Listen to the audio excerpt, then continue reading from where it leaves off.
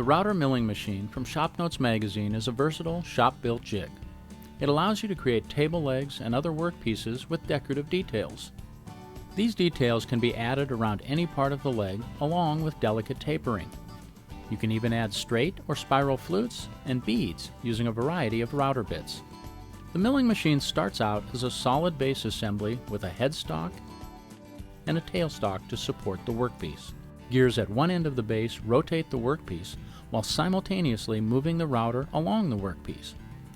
The first detail added to this fluted, tapered leg is a transition area at the top of the leg, and that starts with a squared-up blank. Because the transition detail goes around the leg, you only need to use the indexing wheel and the drive gear. A pair of holes on the end of the blank matches up with drive pins in the headstock, and a single pin in the tailstock supports the bottom of the blank once it's locked in place. With the blank securely installed, I've added a core box bit in the router to create the transition. For this example, I'm positioning the router to locate the center of the transition 6 inches from the top of the leg.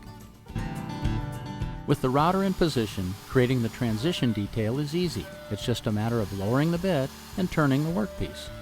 To get the best results, I'll make shallow cuts. A single turn of the crank is just about right. You'll continue this process, making progressively deeper cuts until you reach the final depth of the cove. After completing the cove cut, I'm going to create more detail by installing a vertical panel raising bit. I'll use it to cut a shoulder on each side of the cove. The process of creating these shoulders is the same. Make progressively deeper cuts as you route the shoulder on one side of the cove to final depth. After repositioning the router, you simply repeat the process to complete the shoulder on the other side of the cove.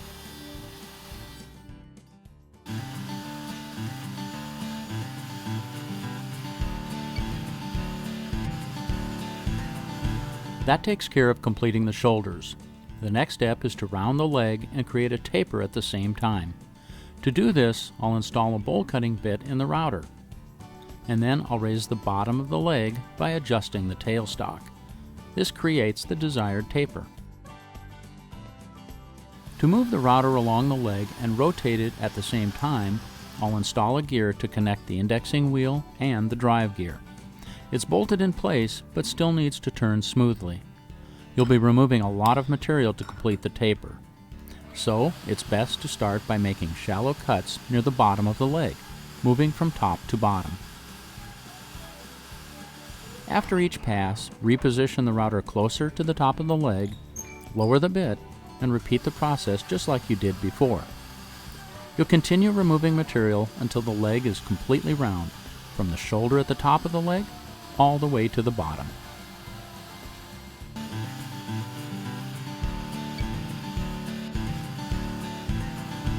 Once the taper is complete, the next step is to create the decorative spiral flutes that wrap around the leg. For this, I'm going to use a portion of this large classical cove bit. After installing it in the router, I'm going to need to change the gear setup. I'll remove the gear I used for the tapering first. Then I'll install 2 new gears to create the spiral spacing I'm looking for. Just like before, I'll bolt them in place so they turn freely. For this leg, I've chosen to route 9 spirals, so I'll index the leg by using the inside set of holes, starting with number 1. With the bit starting in the transition area, I'll route the first spiral using just a portion of the bit to create a shallow cove that spirals around the leg. This spiral goes from the top of the leg all the way to the bottom. For the next spiral, the indexing gear is repinned using the number 2 hole, and the process is repeated, starting at the top of the leg. This cuts a second identical cove right next to the first one.